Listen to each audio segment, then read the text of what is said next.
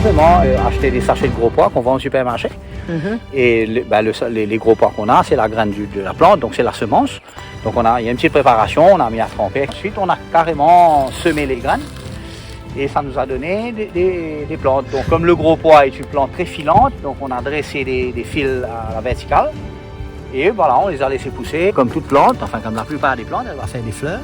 Et ensuite, elle va être pollinisée par les insectes qu'il y a sur la ferme, naturellement. Différents insectes, les abeilles, mais pas que, des guêpes, plein de petits moucherons.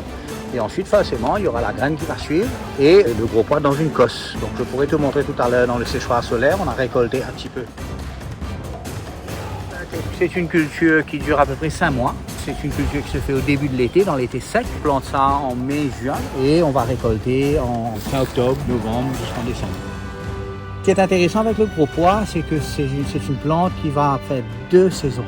Ok. C'est-à-dire qu'on aura une première récolte et ensuite elle va se poser un petit peu et elle va repartir l'année prochaine. On pourra faire une seconde récolte à la même période. Le gros avantage aussi, c'est que, étant une légumineuse, elle va nourrir mes sols d'azote. Okay. Donc elle va prendre de l'azote dans l'air, qu'elle va convertir, elle va envoyer cet azote-là dans les sols et donc ça va entretenir et enrichir.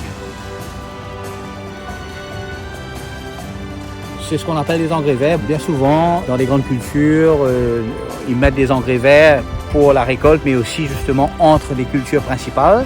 Par exemple, s'ils vont faire du blé, de l'orge, etc. Ça peut être divers légumineux, ça peut être de la pistache, des cacahuètes, ça peut être du coco, ça peut être autre chose, qui vont renourrir le sol avant de recommencer une autre grande culture.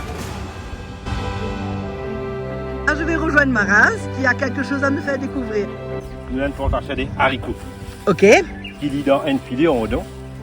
Ça, c'est les haricots rouges des Rodrigues. Ah, nous ok. Nous avons mis des Rodrigues, la graine là. C'est nous nous préparons ça la graine pour nous, c'est mis. Ben ça c'est génial ça. Ouais, parce que les haricots de Rodrigue là c'est super bon, ça c'est très connu.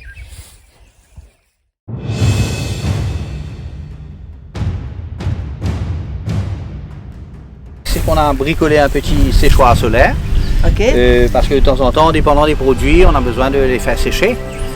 Par exemple, le haricot rouge. Donc quand les haricots sont arrivés à maturité, on va les récolter et on va les mettre dans le séchoir. Ils vont sécher et ça sera prêt ensuite pour enlever les graines pour écosser.